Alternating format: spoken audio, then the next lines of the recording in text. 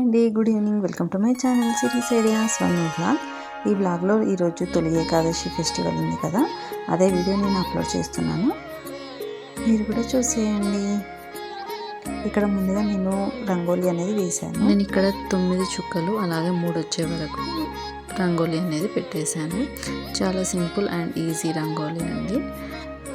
ఆ తర్వాత మొత్తం క్లీనింగ్ అనేది చేసేసాను. ఇల్లంతా శుభ్రం చేసేసుకొని ఆ తర్వాత దీపారాధన అనేది చేశాను.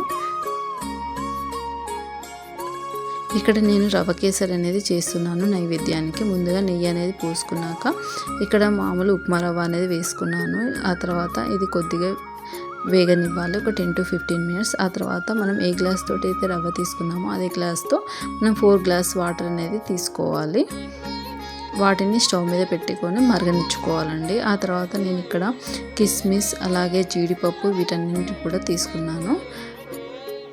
వాటిని కూడా మనము కొద్దిగా నెయ్యి అనేది పోసుకొని వాటిని కూడా వేయించుకోవాలి. ఇక్కడ చూస్తున్నారుగా ఫ్రై అనేది అయిపోయింది రవ్వ. ఆ తర్వాత వీటిని కూడా వేయించుకున్నాను. ఆ తర్వాత నేను ఇక్కడ బెల్లం అనేది తీసుకున్నాను. బెల్లం ప్లేస్లో షుగర్ అనేది కూడా యాడ్ చేసుకోవచ్చు. మనం ఇది గ్లాస్ కంటే కొద్దిగా తక్కువగా మనం బెల్లం అనేది తీసుకోవాలి. ఇక్కడ చూసారుగా వాటర్ అనేది మరిగిపోయాయి. వీటిని వాటర్ అందులో పోసేసుకొని అలా 10 to 15 minutes మంచిగా వేగనిచ్చుకోవాలి. ఇక్కడ చూస్తున్నారుగా రవ్వ అనేది ఉడికిపోవాలండి. ఆ తర్వాత మనం పక్కకు తీసి పెట్టుకున్న బెల్లం అనేది ఉంది కదా, వాటిని యాడ్ చేస్తున్నాను.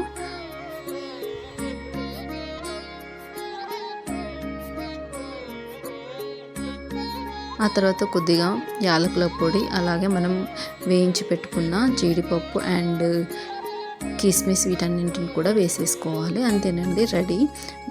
ప్రసాదం అనేది రెడీ అయిపోయింది. ఆ తర్వాత నేను ఇక్కడ బియ్యపు ప్రమిదలు అనేది చేశాను వెంకటేశ్వర స్వామి కోసము. అలాగే ఇక్కడ చామంతి గులాబీ మల్లెపూలతో స్వామివారిని అలంకరించుకున్నాము.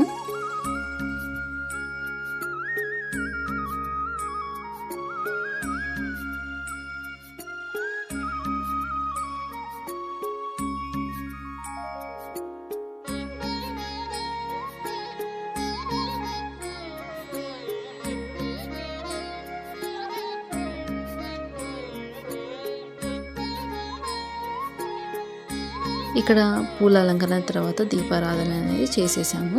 దీపారాధన తర్వాత ముందుగా వినాయకుని స్తోత్రం అనేది చదివేశాము. ఆ తర్వాత స్వామివారి అష్టోత్తర శతనామావళి అలాగే స్వామి సహస్రనామావళి ఇవన్నీ కూడా చదివేశాము.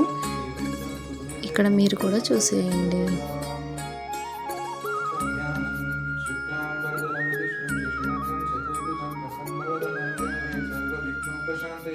ఇలా మేము తొలి ఏకాదశిని ఈ విధంగా జరుపుకున్నాము. మీరు ఏ విధంగా జరుపుకున్నారనేది కామెంట్ సెక్షన్లో తెలియజేయండి. ఈ వీడియో కనుక మీకు నచ్చినట్లయితే లైక్ చేయండి, షేర్ చేయండి, కామెంట్ చేయండి. Thank you.